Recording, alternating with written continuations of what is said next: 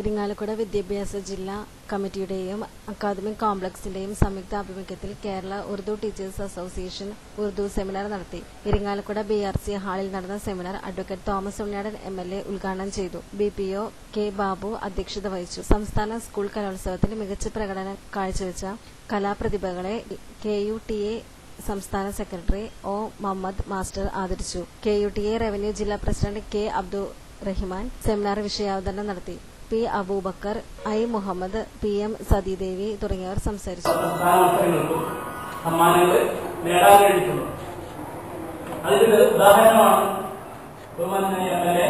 കൊടുത്ത അവാർഡുകളും പാരിതോഷികങ്ങളും. ഇരിങ്ങാലക്കുട വിദ്യാഭ്യാസ ജില്ലയിലെ ഉറുദു പഠനം വിലയിരുത്താൻ പലപ്പോഴും ഭാഷ എനിക്ക് വശമില്ലെങ്കിലും പലപ്പോഴും ഉറുദു പഠിപ്പിക്കുന്ന അധ്യാപകരായിട്ട് പല കാര്യങ്ങളിലും സംസാരിക്കാനും കുട്ടികളുടെ പഠന പ്രവർത്തനങ്ങൾ നേരിട്ട് കണ്ട് മനസ്സിലാക്കാനും ഒക്കെ കഴിഞ്ഞിട്ടുണ്ട്.